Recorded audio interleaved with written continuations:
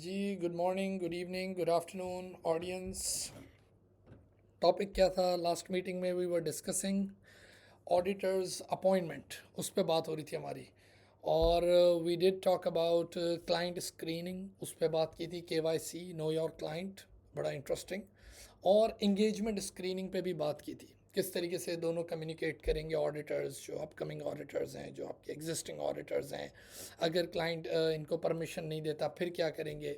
फिर client screening में we did discuss the so many factors जो हमें देखने हैं, सही है ना। क्लाइंट स्क्रीनिंग में कोई मनी लॉन्ड्रिंग में एंगेज तो नहीं है, मैनेजमेंट कैसी है, शेयर होल्डर्स इसके कौन है, इसका ब्रांड इमेज कैसा है। हाँ, इंगेजमेंट स्क्रीनिंग पे बात की थी, कोई इंडिपेंडेंस के इश्यूज़ हैं नहीं। मैंने आपको बिग फोर के सिस्टम्स उन सब पे बात की थी, तो यानी बड़ा इंटरेस्टिंग वो एरिया था।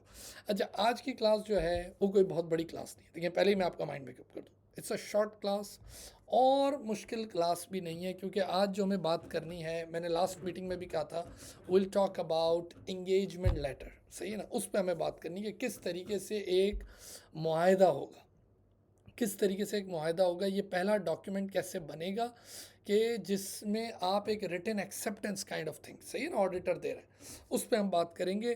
तो starting with this terms of audit engagement. देखें, एक सबसे अहम चीज़ क्या है, इवन एंगेजमेंट लेटर उस तक अभी हम नहीं पहुँचे, हम उससे पहले बात कर रहे हैं pre conditions for an audit. ये कितनी इंपॉर्टेंट चीज़ है pre conditions for an audit, कि भाई देखें मिसाल के तौर पे आप भूल जाएं कि आप स्टैट्यूटरी ऑडिट कर रहे हैं। आप सोचें आप एक सिस्टम ऑडिट की बात कर रहे हैं, एक आईटी ऑडिट। अब एक आईटी ऑडिट है तो उसकी प्री कंडीशंस क्या होंगी? जिसका हम ऑडिट करने जा रहे हैं उसने कहा यार मैं अपने सिस्टम का एक्सेस ही नहीं दूंगा आपको। हाँ, सिस्टम नहीं दूंगा, इन्फॉर्म। भाई तो ऑडिट होगा कैसे यार? पहले ये तो बताओ, ऑडिट होगा कैसे? ये तो प्री कंडीशन ही फुलफिल नहीं कर रहा। फॉर एग्जांपल हमें क्वालिटी ऑडिट करने जा रहे हैं, जो ISO 9000 और उसके ऑडिट्स, तो उसकी प्री कंडीशन ये होंगी ना कि भाई मुझे डॉक्यूमेंट्स तो दोगे, प्रोडक्ट तो बताओगे, सारी चीज़ें एक्सेस तो दोगे। तो ये हैं प्री कंडीशंस। इसी तरह जब हम when we are talking about precondition, अभी हमने एंगेजमेंट लेटर नहीं दिया, preconditions of an audit, कौन सा ऑडिट? हमारा ऑडिट कौन सा है? हमारा ऑडिट है फाइनेंशियल, फाइनेंशियल स्टेटमेंट का ऑडिट। स्टैट्यूटरी ऑडिट, अगर आपको याद हो, मैंने एक दो मीटिंग पहले कहा था, एक सेठ के बारे में बताया था। सेठ ने कहा मैंने कंप्यूटर ही भेज दिया, जाओ जो करना है कर लो। क्या करूं भाई, सेठ है, उसने बोल दिया, तो भाई ये तो ऑडिट हो ही नहीं सकता। यानी अगर मैं मैनेजमेंट से कहूँ कि भाई आपने फाइनेंशियल स्टेटमेंट प्रिपेयर किया, उन्होंने कहा नहीं, फिर भी ऑडिट करना, तो कैसे ऑडिट होगा? Financial statement as per reporting framework IS IFRS वो प्रिपेयर, बोला नहीं ऐसे नहीं करेंगे, फिर ऑडिट हो ही नहीं सकता। तो बात ही खत्म हो गई। क्या आप मैनेजमेंट रिस्पॉन्सिबिलिटी लेते हो that you will be having controls and financial statement? नहीं, ऐसा तो कुछ भी नहीं हो, तो फिर ऑडिट होगा कैसे? ये तो प्री कंडीशंस है, उसके बगैर तो बात ही नहीं हो सकती। काहे का एंगेजमेंट लेटर, कौन सी ऑडिट रिपोर्ट, कौन से प्रोसीजर, कौन सा एफेट, क्या कुछ कुछ भी नहीं है। These are preconditions. An auditor should accept और continue an audit engagement only when the basis on which it is to be performed has been agreed. जब तक वो एग्रीमेंट नहीं होगा तो बात खत्म हो गई।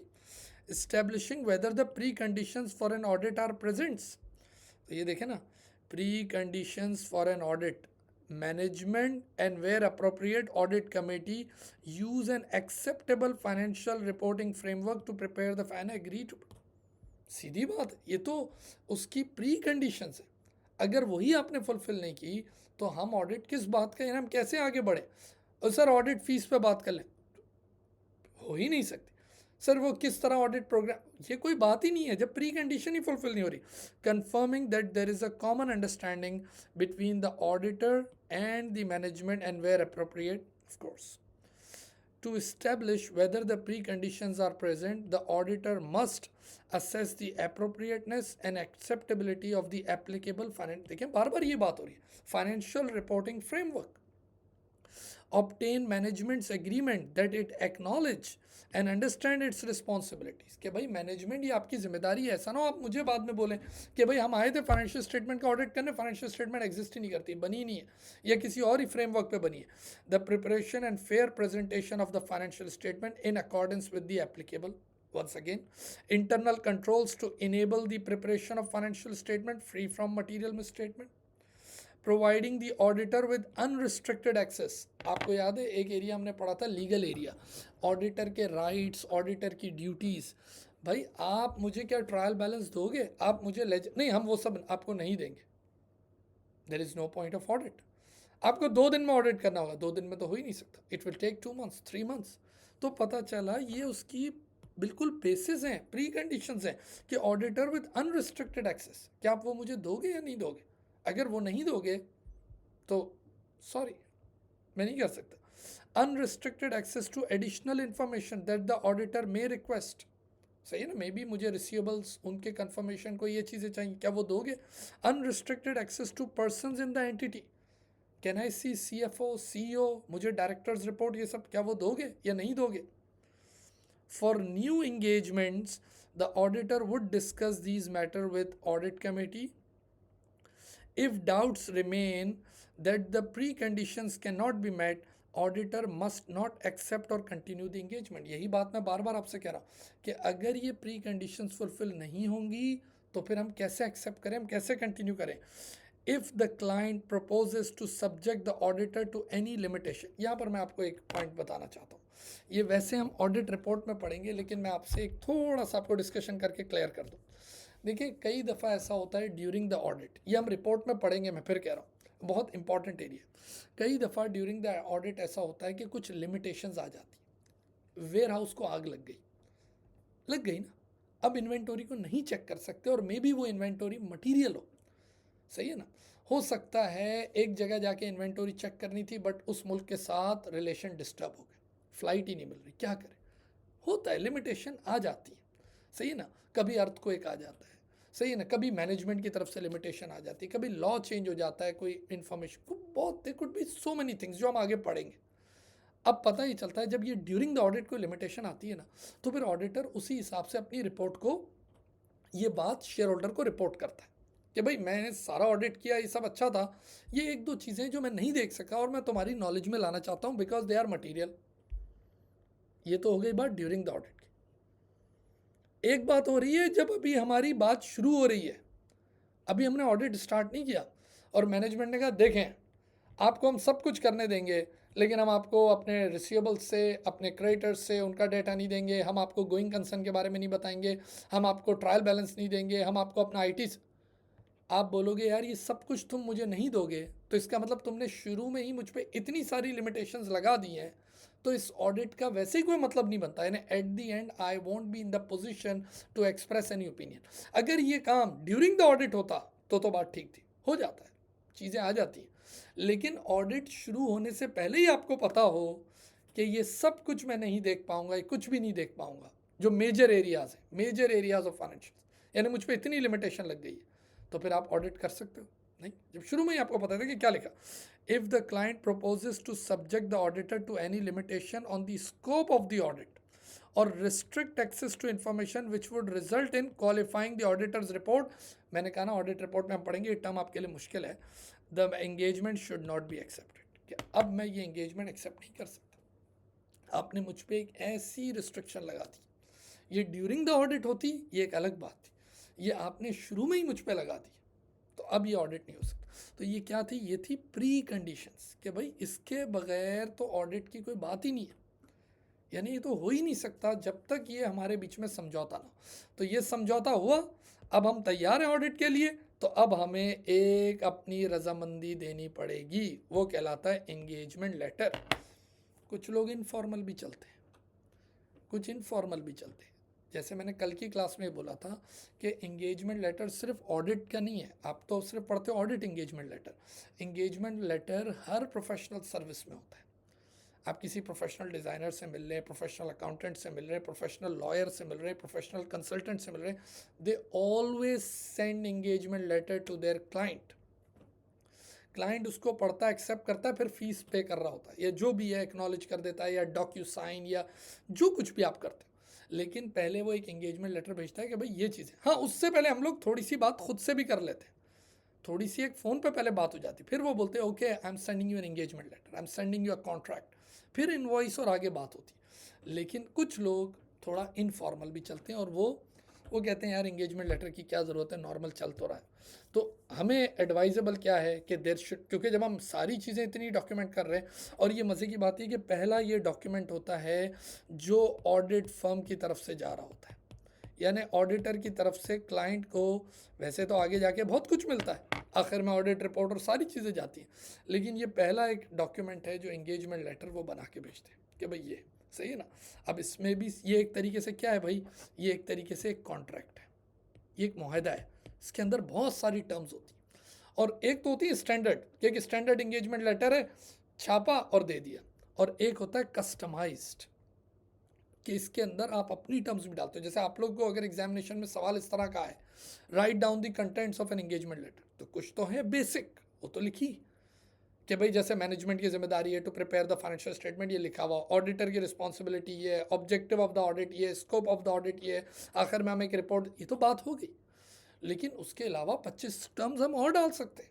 कस्टमाइज्ड एंगेजमेंट लेटर, हर जगह की अपनी अपनी होती है एंगेजमेंट। कई दफ़ा एंगेजमेंट लेटर एक ऐसी लैंग्वेज में बनता है which is not your mother tongue, which is not your official language, तो उसकी अंडरस्टैंडिंग और उसकी इंटरप्रिटेशन के लिए मैं भूल गया कि पता नहीं किस, मुझे लैंग्वेज तो याद आ रही है, फ्रेंच, तो उसके लिए उन्होंने इतना बैक एंड फोर्थ मैनेजमेंट को, फिर उसने कहा यार इसका क्या मतलब है, इसका क्या मतलब है, उसने बोला, फिर वापस भेजा, वो कह रहे पता नहीं कितने मल्टीपल टाइम्स वो आगे पीछे आया और कितनी ह्यूज इंटरप्रिटेशन उसकी बनानी पड़ी उस एंगेजमेंट लेटर की।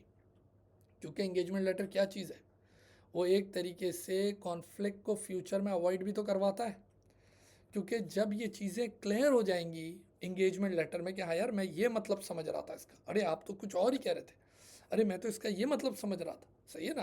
आप लोगों ने भी कहीं ना कहीं तो डील किया होगा, मैं भी रियल्टर से डील किया, और प्रोफेशनल रियल्टर, वो वाले ब्रोकर नहीं जो ऐसे ही प्रॉपर्टी बेचते हैं, जो प्रोफेशनल रियल्टर जैसे यूएस में हम लोग देखते हैं, जब हम लोग प्रॉपर्टी वगैरह बाय करते हैं तो या रेंट पे देते हैं, तो इतना डिटेल इंगेजमेंट लेटर होता है उस प्रोफेशनल, तभी मैं उस रियल्टर के आगे क्या कर रहा हूँ, प्रोफेशनल रियल्टर, लाइसेंस रियल्टर, तो उनके अपने कॉन्ट्रैक्ट होंगे। तो ये एंगेजमेंट लेटर कोई भी काम शुरू करने से पहले, ताकि दोनों पार्टीज़ को अपनी लिमिट्स पता हो, स्कोप ऑफ द वर्क पता हो कि हम क्या करने आ रहे हैं। अगर आप एंगेजमेंट लेटर नहीं बनाओगे तो वो, आपको याद है फर्स्ट मीटिंग में मैंने एक बात की थी, एक्सपेक्टेशन गैप, पता चला ये सोच रहे हैं कि ऑडिटर जो आते हैं तो फ्रॉड पकड़ने आते हैं, ऑडिटर ने बोला हम ये काम तो करने ही नहीं आते थे, यानी आखिर में वो उसको बोलेगा where is the investigation report, वो बोलेगा भाई हमने कब इन्वेस्टिगेशन किया, बोला आप लोगों ने ऑडिट किया ना, हमने तो बचपन से यही सुना था। That's why they make engagement letter, जिसमें सारी बातें क्लियर, बहुत सारी बातें, आपको पता है यहाँ तक कि वो ये तक टर्म डाल देते हैं, ये मैं आपको कस्टमाइज वाली बात बता रहा हूँ, किताब नहीं बताएगी, कि भाई आप हमारे जो ट्रेनीज़ हैं, जो लड़के हम आपको भेज रहे हैं, जो ऑडिटर्स, आप उनको जॉब ऑफर नहीं कर सकते for a certain time period, ये तक लिखना पड़ता है, क्योंकि वो वहाँ पर उनको लॉलीपॉप दे के उन लड़कों को खींच लेते, इतनी सारी बातें लिखनी पड़ती हैं अंदर। कोई एक्सपर्ट इन्वॉल्व करना है उसके बारे में लिखा जाता है, कोई लिमिटेशन आएगी तो वो भी बता दो भाई, अभी शुरू में ही कोई रिस्ट्रिक्शन है, हम कोई चीज़ नहीं देख सकते, वो अभी बता दो, हम भी आपको ये सारी बातें बता दें। तो ये सब कुछ कितने कितने एरियाज होंगे, फीस हम क्या लेंगे, टाइम पीरियड क्या होगा, so many things about the engagement letter, सही है ना। देखें आगे, the engagement letter aims to help avoid misunderstandings, ताकि मिसअंडरस्टैंडिंग ख़त्म हो, सही है ना, between the client and the auditor. This is done by documenting and confirming. Document क्या करते हो आप इसमें, अभी हम आगे नीचे पढ़ेंगे, management and auditors acceptance of their respective responsibility. बोला आधा ऑडिट हुआ, ऑडिटर ने कहा जी अगले दिन से वो आए नहीं, बोला क्यों नहीं आए, बोला हम तो ऐसे ही मजाक कर रहे थे, हम तो ऐसे ही ट्रायल पे घूम रहे थे। अरे अगर इंगेजमेंट लेटर होगा तो उसमें रिटन एक्सेप्टेंस होगा ना, जैसे कोई मैरिज होती है तो उसकी एक डॉक्यूमेंटेशन होती है ना, लीगल डॉक्यूमेंटेशन, हाँ, और हर कल्चर में, हर कंट्री में, हर जगह कहीं ना कहीं रिटर्न तो होता है, ऐसे ही थोड़ी सिर्फ बोल के बात हो गई और आगे बढ़ गए, भाई रिटर्न डॉक्यूमेंटेशन तो चाहिए ना। कल को किसी ने सुबह उठे बोला नहीं मैं तो जानता ही नहीं हूँ कौन है, तो वो दिखा देना कि भाई ये रहा हमारा भाई एग्रीमेंट, ठीक है ना, सोशल एग्रीमेंट। तो ये एक तरीके से एक दोनों की जिम्मेदारियों की एक वो डिफाइन, एक फाइन लाइन ड्रॉ करती है। और auditors acceptance of the appointment, यानी ऑडिटर ने अपने होश व हवास में एक्सेप्ट किया इस अपॉइंटमेंट को, yes I will be performing the audit. Identification of the applicable reporting framework is going to be US GAAP, IAS, IFRS, what objective of the audit, इस ऑडिट का ऑब्जेक्टिव क्या है, क्या ये फॉरेंसिक ऑडिट है, क्या ये स्टैट्यूटरी ऑडिट है, क्या ये इंटरनल ऑडिट असाइनमेंट है, ये कौन सा, इसका ऑब्जेक्टिव क्या है। इसका ऑब्जेक्टिव है express an opinion on the financial statement, report banana. Scope of the work क्या है, स्कोप ऑफ द वर्क क्या है, हम तो सोच रहे थे पूरे ग्रुप का ऑडिट हो, नहीं नहीं नहीं भाई, ये तो सिर्फ एक सब्सिडरी का ऑडिट है, ये तो आपकी सिर्फ एक ब्रांच का ऑडिट है। स्कोप क्या हमारा, form and content of any reports, आखिर में डिलीवरेबल क्या होगा। तो ये सारी बातें क्या है भाई, ये सब आपको इंगेजमेंट लेटर में डालनी है। तो स्टार्ट किया। Now the importance, there are many reasons why the engagement letter is essential. मैंने अभी आपसे कहा, देखिए कुछ लोग जो हैं वो इंगेजमेंट लेटर नहीं भी बनाते, चलाते रहते। एडवाइजेबल ये है कि अगर आपने पिछले 5 सालों में नहीं बनाया और आज आप आए और आज आपने सुबहान की क्लास ले ली है, डू इट राइट नाउ। यानी अगर पिछले सालों में नहीं बना तो अब इस साल फौरन बना लो इंगेजमेंट लेटर। अगर एग्जामिनेशन में ऐसा केस स्टडी है कि भाई पिछले 5 सालों में we never made an engagement letter but now we realise the importance of the engagement letter, do it now. अच्छा, क्या हर साल एंगेजमेंट लेटर नया बनेगा? क्या हर साल एंगेजमेंट लेटर नया बनेगा? हर साल नया बनेगा तो नहीं, लेकिन हर साल रिव्यू ज़रूर करना है, उसको एक नज़र देख लेना है पार्टीज़ ने। क्यों? क्योंकि हो सकता है कुछ फैक्टर्स की वजह से चेंज आया हो। For example size of the organisation वो बढ़ गया हो, scope of the work change हो गया हो, कोई लीगल चेंज आ गया हो। बहुत सारी चीज़ें हो सकती हैं कि जिसकी बिना पे एंगेजमेंट लेटर रिव्यू करोगे तो पता चलेगा oh this is now an expired engagement letter, we should revise it. तो उसको रिवाइज कर लिया थोड़ा सा। पार्टीज चेंज हो गई हैं, हो सकता है फर्म का नाम चेंज हो गया हो, तो बोले भाई अब तो हमारा ब्रांड नेम रहा ही नहीं, अब एक नया ब्रांड है। अच्छा, क्या during the audit engagement letter revise हो सकता है? यस, हो सकता है। ड्यूरिंग द ऑडिट भी हो सकता है एंगेजमेंट लेटर रिवाइज। क्यों हो सकता है? हो सकता है कोई लॉ ऐसा आ गया हो जिसकी वजह से ऑडिट का स्कोप ही चेंज हो गया, कोई चीज़ ऐसी हो सकती है। अच्छा, ऐसा हो सकता है, लेकिन ये देखें, अब ये ज़रा टेक्निकल बात है। आप ऑडिट कर रहे थे, आप ऑडिट कर रहे थे, जो एंगेजमेंट लेटर बना था, सही है ना, ये EL, ये एंगेजमेंट लेटर आपने ऑडिट किया। इधर आके एक ऐसी कंडीशन आ गई जिसकी वजह से ऑडिट के वो एंगेजमेंट लेटर को रिवाइज करना पड़ेगा, रिवाइज्ड एंगेजमेंट लेटर। तो अब जो आप 50% रिमेनिंग ऑडिट करोगे वो as per revised engagement letter करोगे। अगर कोई ऐसा चेंज आया, कोई ऐसी मिस इंटरप्रिटेशन हो रही थी, हम कुछ गलत सोच रहे थे वो। अच्छा, क्या ज़रूरी है, एक और मिसाल सुने, थोड़ा सा तवज्जो से, थोड़ी तवज्जो चाहूँगा, छोटा सा टॉपिक है। आप ऑडिट कर रहे थे, एंगेजमेंट लेटर आपका चल रहा था, सही, आप ऑडिट कर रहे थे, आपने एक फ्रॉड पकड़ लिया, बड़ा बड़ा फ्रॉड आपकी नज़रों के सामने आ गया, मटीरियल मिस स्टेटमेंट। मैनेजमेंट घबरा गई कि यार अब तो ये हमारी रिपोर्ट को कुछ ना कुछ क्वालिफाई करेंगे। मैनेजमेंट ने पता क्या बोला, यार ऑडिटर एक मिनट यार, हमें ऑडिट इस तरह नहीं कराना, हम चाहते हैं एंगेजमेंट लेटर को अब रिवाइज करो और उसमें ये कंडीशन डालो कि तुम हमारे रिसीवेबल को नहीं चेक करोगे, क्योंकि रिसीवेबल में ही आपने घपला पकड़ लिया था। क्या अब ऑडिटर एंगेजमेंट लेटर को रिवाइज कर सकता है? नो, अब नहीं कर सकता, क्योंकि अब तो उसने देख लिया है कि भाई ये पूरा घपला है इसके अंदर। और अब मैनेजमेंट कह रही है कि एक काम करते हैं यार, वो हमारी थोड़ी कच्ची थी, हम लोग जो है ना वो मजाक कर रहे थे, आओ फिर से शुरू करते हैं, वो ब्रेक ले लेते हैं, वो भागते भागते पकड़ लिया, नहीं नहीं नहीं नहीं अभी नहीं, फिर से गेम शुरू करते हैं, पहली बॉल तो ट्राई होती है, दूसरी बॉल से अबे भाई ये क्या हो रहा है। तो अब आप इंगेजमेंट लेटर को रिवाइज नहीं कर सकते, समझे? आए ज़रा सुने। There are many reason why the engagement letter is essential. It is the contract, एक तरीके से मुआहदा है, that defines the scope of the auditor responsibilities and obligation, जो ऑडिटर की जिम्मेदारियां बताता है। और क्या, इट एस्टेब्लिशेस कम्युनिकेशन दैट सीज the tone for the engagement, right. It is often the first formal correspondence, कि आज तक कुछ भी नहीं भेजा, पहला डॉक्यूमेंट आपने भेजा है। It is a risk management tool, देखिए ये बड़ी बात है, यानी ये सिर्फ और सिर्फ ये नहीं है, ये सिर्फ और सिर्फ ये नहीं कि आप इसको बोलें ये एक लेटर ऑफ लॉ है, कानून ने हमें कहा तो हम भेज देते हैं, ये वो no, it is actually a risk management tool that should protect the auditor against litigation that might otherwise arise through misunderstanding. यानी अगर इंगेजमेंट लेटर ना बना हुआ हो तो आपको पता नहीं है कि कितनी दफ़ा आपको कहाँ कहाँ जाना पड़ेगा, कोर्ट कचहरियों के चक्कर लगाने पड़ेंगे मिसअंडरस्टैंडिंग की वजह से। इसीलिए ये एक तरीके से आप इसको सिर्फ ये ना समझें कि यार ये एक है ना ऐसे ही बस एक लेटर ऑफ लॉ है और एक स्टैंडर्ड प्रैक्टिस है तो हम कर रहे हैं। No, it is a good risk management tool, standard form. एक तो होता है नॉर्मली, आप किसी लॉयर के पास भी जाएंगे ना, नॉर्मली यही होता है कि एक स्टैंडर्ड उनके पास फॉर्मेट होता है, वो आपको भेज देते हैं सिर्फ क्लाइंट का नाम चेंज करके, ये स्टैंडर्ड फॉर्म होती है, ताकि इससे ज़्यादा एफिशिएंसी भी आती है, हर दफ़ा नया थोड़ी बनाएंगे, they have hundreds of client, तो वो एक, और वो अच्छा एक मज़े की बात, ये जो इंगेजमेंट लेटर है ना, ये भी इन्होंने बाकायदा किसी लॉयर से बनवाया होता है, देखभाल के, जैसे वो सॉफ्टवेयर डाउनलोड करते हो तो कितना बड़ा वो एग्रीमेंट होता है, और आप उसको बिल्कुल नहीं पढ़ते हो, नीचे जाके आई एक्सेप्ट।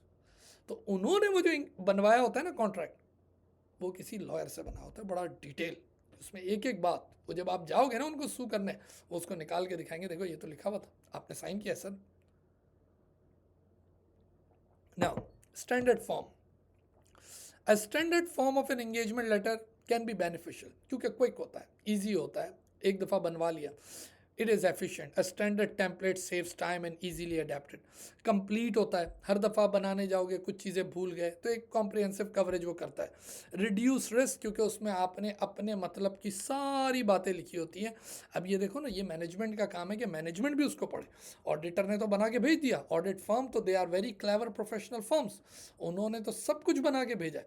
अब जैसे मिसाल के तौर पे अब मिर्चा वाला है, वो तो अपना पूरा एक स्टैंडर्ड फॉर्मेट बना के रखेगा, और आपने सब टिक टिक टिक टिक साइन कर लिया और एडमिशन ले लिया। अब आपको भी तो पढ़ना चाहिए था ना कि यार उसके पीछे, रसीद के पीछे क्या क्या लिखा हुआ है, वो तो आपने पढ़ा ही नहीं, तो ये तो आपकी गलती है ना। तो ये तो रिड्यूस रिस्क, ऑडिट की quality, consistency and clarity, enhanced audit quality. However it should never be sent to a client as a standard form, but should always tailored, वो जो मैंने कहा ना, बी स्पोक, कस्टमाइज, अपने मतलब की टर्म्स डालो उसमें, to reflect the terms and issues specific to each client accurately. If the standard letter uses as a basis, it must be reviewed each year। वो बात मैं अभी कर चुका हूँ कि हर साल इस एंगेजमेंट लेटर को रिव्यू करना है, जहाँ ज़रूरत पड़े इसको हर साल रिवाइज करो। और अभी आपको बताया some time during the audit भी एंगेजमेंट लेटर रिवाइज हो जाता है, and then you have to perform the audit as per revise engagement letter. लेकिन हर दफ़ा कानून इजाज़त नहीं देता, अभी पीछे बता चुका हूँ बात, सही है ना। हो सकता है ये बात आपकी किताब नहीं करती है, ठीक है। Now what are the ingredients, ingredients of an engagement letter, कि उसमें होता क्या एंगेजमेंट, यानी इसके कंपोनेंट्स क्या होते हैं। एग्जामिनर में use any term, components, parts, ingredient, principal contents, के क्या एंगेजमेंट लेटर के अंदर क्या क्या चीज़ें होती हैं। तो कुछ चीज़ें तो बड़ी इंपॉर्टेंट और बेसिक हैं, क्या भाई, the objective and scope of the audit, कि सबसे पहले तो ये लिखा हुआ होगा कि हाँ भाई इधर फाइनेंस स्टैट्यूटरी ऑडिट करना है, और ये स्कोप है, including reference to applicable legislation, के as per United State law, as per Pakistan law, India law, कौन सा रेगुलेशन, आइजाज, एथिकल, कि भाई ये हमारी चीज़ें होंगी इसमें, हम इस लॉ को फॉलो करते हुए will be performing the audit. फिर एक और कंटेंट क्या होगा, ये पहला कंटेंट हो गया। दूसरा, the responsibilities of the auditor, के ऑडिटर की रिस्पॉन्सिबिलिटी क्या होगी, to check 100% transaction, no, first class में बताया था कि भाई will examine the financial statement based on what, sample basis, हम उस पर काम करेंगे, will perform the procedures all that. Management की रिस्पॉन्सिबिलिटी का एक पॉइंट होगा कि management, you are responsible for the controls, for preparation, presentation, for the preparation of financial statement as per IAS and IFRS, ये तुम्हारी जिम्मेदारी है, सही है ना। फाइनेंशियल स्टेटमेंट मेंटेनिंग कंट्रोल, ये management. Identification of applicable, yes, IAS IFRS कौन से हैं भाई, ये होंगे। The form of any reports और अदर कम्युनिकेशन, जब ये ऑडिट खत्म होगा तो हम रिपोर्ट कैसे करेंगे, हाँ, क्या ये कोई ऑनलाइन रिपोर्ट होगी, फिजिकल रिपोर्ट होगी, क्या है ये सारी चीज़ें। A statement that there may be circumstances in which a report may differ, अगर इस तरह रिपोर्ट नहीं तो फिर क्या तरीका होगा। इसके अलावा और 50 टर्म्स आप और डाल सकते हो, कैसी भाई, बहुत सारी बातें। There is an unavoidable risk. Some material misstatement may remain undiscovered. Expectation of receiving from management written confirmation. ये भी आगे एक टॉपिक आएगा रिटन कंफर्मेशन वाला। Unrestricted access to whether whatever records, documentation and other information, agreement that management will inform the auditor of any material subsequent events, यानी ये सारी terms आप डालोगे भाई, जो जो आपके दिमाग में आ रही है आप डालोगे। The basis on which fees are computed, हम वेरिएबल फीस लेंगे, आर्ली बेसिस पे फीस लेंगे या फुल फीस लेंगे, हम बिलिंग कैसे करेंगे, पेमेंट किस तरह मिलेगी, okay. A request that client confirms in writing that the terms of engagement are understood, आप इसको साइन करके भेजें, इसकी एक कॉपी, ये वो सारी चीज़ें। That management will be expected to provide a going concern assessment, आप लोग पढ़े हुए हो going concern assumption, going concern क्या होता है अपने अकाउंटिंग में, हम यहाँ भी हमारे पास एक टॉपिक आएगा, वहाँ भी डिस्कस होगा। भाई ये मैनेजमेंट की जिम्मेदारी होगी कि वो हमें बताएं कि अपकमिंग जो नेक्स्ट 12 मंथ्स हैं उसमें आपका बिजनेस चलेगा, क्या आपकी इंटेंशन, ये नीयत इरादा है। Going concern assessment, that the auditor must describe in the auditor's report how management going concern assessment was evaluated, the requirement that the auditor will communicate key audit matters, factors in the auditor's report, ये बहुत सारी बातें आप सब कुछ cover करोगे इसके अंदर, सही है ना। When relevant the following arrangement may be included the work of others, yes, हमें आपके काम में इंटरनल ऑडिटर की भी ज़रूरत होगी, ओके। हम हो सकता है डायमंड इंडस्ट्री का ऑडिट कर रहे हैं, उसकी वैल्यूएशन के लिए may be we need an expert, क्या मैनेजमेंट के इंटरनल एक्सपर्ट होंगे या हम एक्सटर्नल एक्सपर्ट लेके आएंगे, ये बात भी बतानी है। Any restriction on the auditors liability, कहाँ जाके हम रिस्ट्रिक्ट होते हैं, हमारी लाइबिलिटी कहाँ कहाँ रिस्ट्रिक्ट होगी इन केस ऑफ एनीथिंग, हम इन सब चीज़ों के लिए लाइबल नहीं होंगे, हमारी ये सारी इंश्योरेंस मौजूद है। Professional indemnity, any obligation to report to other third parties, क्या हम सिर्फ ऑडिट रिपोर्ट ही देंगे या कोई और रिपोर्ट भी आप एक्सपेक्ट कर रहे हो, to the creditors, to the bankers. Any obligation to provide audit working papers to other party, क्या हमें टैक्स डिपार्टमेंट को या किसी और को कुछ और भी डॉक्यूमेंटेशन और वर्किंग पेपर्स देने, ये सारी बातें, ये देखिए there are so many terms जो आप लिख सकते हो एक एंगेजमेंट लेटर में, और होना ऐसा ही चाहिए जो सब कुछ कवर करे, आपकी लाइबिलिटी, उनकी लाइबिलिटी, हम क्या सोच रहे हैं, वो क्या सोच रहा है, फीस कैसे होगी, कब ख़त्म होगा, टाइमिंग क्या होंगे, देर आर कुछ सो मैनी थिंग्स, ये सब एक प्रैक्टिकल एंगेजमेंट लेटर में होगा। देखो ये कितनी बड़ी बात लिखी है, the engagement letter is not a mere formality and signing is not just a matter of compliance. मैंने अभी थोड़ी देर पहले बोला था कि इसको ऐसे मत लेना कि ये एक फॉर्मेलिटी है, ये एक लेटर ऑफ लॉ है, no, it is a good risk management tool. इससे अच्छी बात ही क्या होगी, ये ऐसा टूल है कि इन केस ऑफ कॉन्फ्लिक्ट ये बताता है कि भाई ये तुम्हारी बाउंड्री है, ये हमारी बाउंड्री है, अगर कुछ हुआ तो तुम इतने के लिए लायबल होगे, हम इतने के लिए लायबल होंगे, इतने महीनों में ऑडिट होगा, ये फीस होगी, ये हम एक्सपर्ट भी साथ लेके आएंगे, हमें इंटरनल ऑडिटर से इतना काम चाहिए होगा, आप जिम्मेदार हो फाइनेंशियल्स के लिए, हम जिम्मेदार हैं इसके लिए, आईएएस का फ्रेमवर्क होगा, हम आइजा यूज़ कर, सो मेनी थिंग्स जो आप इस डॉक्यूमेंट में लिखोगे, साइंड, डॉक्यूमेंटेड, हर साल इसको रिव्यू भी करना है, अगर ज़रूरत पड़ी रिवाइज करना है। तो देखिए दो चीज़ें हमने डिस्कस की, एक हमने क्या कहा, एक हमने कहा प्री कंडीशन, प्री कंडीशन तो बेसिक चीज़ है, वो नहीं तो सब खत्म, तो ऑडिट होगा ही नहीं। और दूसरी चीज़ आपने बोला कि आप इसको एक फॉर्मल लेटर, एक एग्रीमेंट, मुआहदा बना लें, and that's called the engagement letter, कि भाई एक इंगेजमेंट लेटर बनाना बहुत ज़रूरी है। अगर इंगेज, और अगर ना बना हुआ हो कोई मसला नहीं, you can do it now, सही है ना, 5 साल 6 साल जो भी आपने बनाया, नहीं बना था अब बना लेते, क्या बड़ी बात, ठीक है जी। तो दैट्स सी, मैंने आज आपसे कहा था कि आज हमारी क्लास जो है ज़रा शॉर्ट क्लास है, मैं आगे अगले टॉपिक की तरफ नहीं जाना चाहता हूँ, यहाँ पर आके इसको स्टॉप करते, क्योंकि हमारा एक ये पूरा एक एरिया था ना अपॉइंटमेंट, जिसमें स्क्रीनिंग वाला एरिया भी था, client screening which is very important, specially now days बहुत बहुत ज़्यादा इंपॉर्टेंट है क्लाइंट स्क्रीनिंग। गलत क्लाइंट आ गया सब खत्म, आप भी ख़त्म, वो भी ख़त्म, लॉ भी, फाइन, पेनल्टी, सब कुछ होगी, बहुत मसले रहेंगे। हाँ, अच्छे लोग बाकी लोगों का क्वालिटी ऑडिट नहीं कर पाओगे, एक ही गलत अंडा आपके पास आ गया तो, और ब्रांड एंड में अलग ख़राब होगा। फिर हमने इंगेजमेंट स्क्रीनिंग पे बात की, फिर हमने वो कम्युनिकेशन पे बात की कि किस तरीके से उनके लीगल इश्यूज़, कि अगर पुराने ऑडिटर की फ़ीस नहीं दी फिर क्या करेंगे, क्या क्लाइंट स्क्रीनिंग में हम फाइनेंशियल हेल्थ देख रहे होते, नहीं देख रहे होते, ये सारे फैक्टर्स देखने के बाद फिर हम आए थे प्री कंडीशन, और आज हमने इंगेजमेंट लेटर वी डिस्कस। चलें, अपना बहुत सारा ख्याल रखें, and you have a great day now, thank you, bye.